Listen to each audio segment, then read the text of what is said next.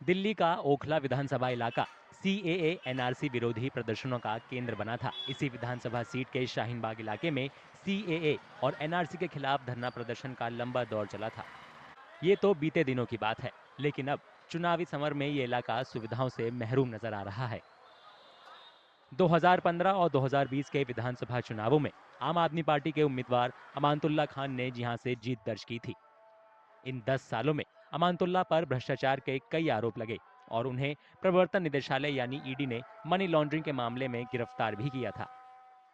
इन तमाम विवादों और कार्रवाइयों के बावजूद लगातार तीसरी बार आम आदमी पार्टी के टिकट पर चुनाव लड़ रहे अमानतुल्लाह खान खुद को पाक साफ बता रहे हैं। जब से मैं जेल से आया हूँ तो लोगों से मिल रहा हूँ, जो काम है वो काम हम कर रहे हैं, क्योंकि हमने इन 10 सालों में इलाके में बहुत काम किए, इन 5 सालों में बहुत काम किए। कुछ अधूरे काम थे वो मैं कंप्लीट करा रहा हूँ, तो लोगों से रिस्पांस बहुत अच्छा है। लोग आम आदमी पार्टी के साथ जैसे पहले थे वैसे ही इंटैक्ट पूरी तरह से हैं। और दोनों साइड में, चाहे यहाँ ले लीजिए, चाहे उधर जे कॉलोनी है या मदनपुर खादर है या आली है या सरिता विहार है या जसोला है, वो इलाका है कि ये मुस्लिम बेल्ट है पूरी की पूरी, जो जाकिर नगर से लेकर के शाहीन बाग तक। तो ये है, अभी मैं ओखला विहार हूँ, जो छोटी छोटी डिमांड्स हैं, बोरिंग की फ्लैशिंग है, ये सब हैं, वो हम सब कर रहे हैं। अब हम पूरे दिन लोगों के समस्याएं सुन करके उन पर काम करते हैं, शाम में लोगों से मुलाकातें, मीटिंग वगैरह का हम नज़म करते हैं। तो मेरे हिसाब से तो बहुत अच्छा रिस्पॉन्स है यहाँ, और बहुत अच्छे मार्जिन से ये सीट हम निकालेंगे। बीजेपी उम्मीदवार मनीष चौधरी भी टिकट मिलने के बाद से लगातार क्षेत्र में घूम रही हैं।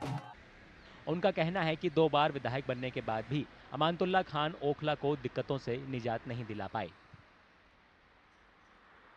यह विधायक जी ने तो बेड़ा गर्क कर दिया ओखला का। आज इतना बुरा हाल है, अगर जो ब्लैकमेलर है वो लोगों के मकान पे कंप्लेन करते हैं, मकान तोड़वा देते हैं, कोई सुनवाई करने वाला नहीं है। आज जो है नशा जो है चरम पर है, विधायक जी कभी भी उसके बारे में आवाज़ नहीं उठाते। सड़कें टूटी हुई हैं, विधायक जी को परवाह नहीं है। पानी आ नहीं रहा, विधायक जी को परवाह नहीं है। तो भैया किससे हम अपनी फाइट माने, किसको बोले कि हमारी किसी से फाइट है। और जो है आने वाले समय में हम यहाँ के विधायक को जो है सबक सिखाने का काम करेंगे। भारतीय जनता पार्टी यहाँ से चुनाव जीत के आएगी। ओखला से कांग्रेस ने स्थानीय पार्षद अरीबा खान को टिकट दिया है। अरीबा के पिता आसिफ मोहम्मद खान ओखला से पहले विधायक रह चुके हैं। अरीबा को भरोसा है कि जनता एक बार फिर हाथ का साथ देगी। मुद्दा जो होगा, इस इलेक्शन का एजेंडा जो होगा वो डेवलपमेंट होगा।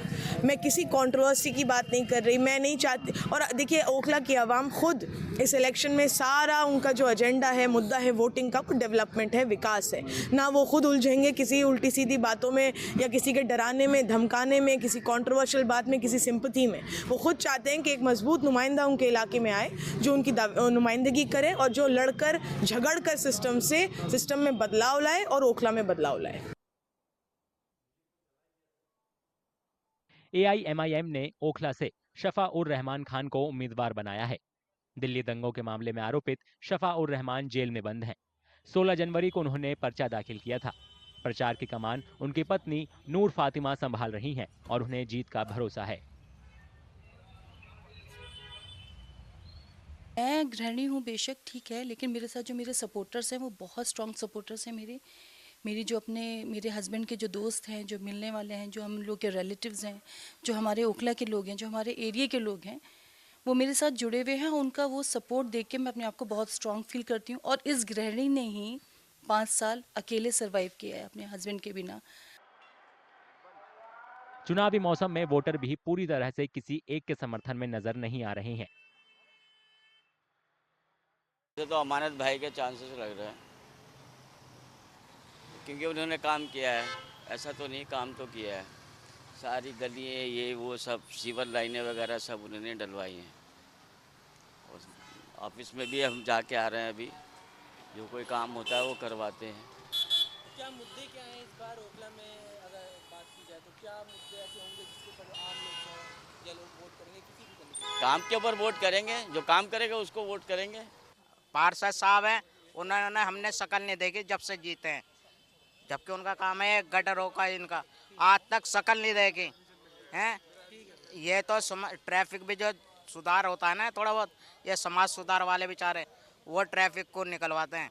इसके अलावा कोई कुछ करने को राजी नहीं है यहाँ। ओखला में रहने वाले लोगों ने इलाके में रोजगार की कमी और अपर्याप्त बुनियादी ढांचे के बारे में चिंता जताई है। उन्होंने सड़कों को और चौड़ा करने की बात भी कही, क्योंकि इस इलाके में ट्रैफिक जाम सबसे बड़ी दिक्कतों में से एक है। सफाई भी ओखला इलाके की प्रमुख समस्या है। हर तरफ कूड़ा कचरा ही नजर आता है, जिससे लोग काफी परेशान रहते हैं। आज जो है ये जो फ्री की बिजली, फ्री का राशन, ये सब बेकार के मुद्दे हैं। मैं ये कहूँगा कि सरकार जो है लोगों के जो बेरोजगार हैं उनको नौकरी देने का काम करे। अरे फ्री का देने से लोगों को बेकार कर रहे हैं। फ्री का मतलब क्या होता है?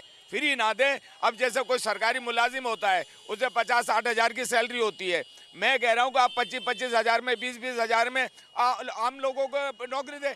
एक घर से एक व्यक्ति को अगर नौकरी मिलेगी ना, तो उसे ये चंदा या भीख लेने की जरूरत नहीं पड़ेगी। वो बिजली का बिल भी भरेगा और फ्री का राशन भी नहीं खाएगा वो। हमारे ओखला के अंदर देखो, बस स्टॉप बिल्कुल भी यहाँ नहीं है बटलाउज का। पब्लिक धूप में तपती रहती है। अब सर्दी में जो है वो सारे सर्दी में खड़े रहते हैं लोग बाग, और ना ही यहाँ कोई शौचालय हमारे यहाँ पर।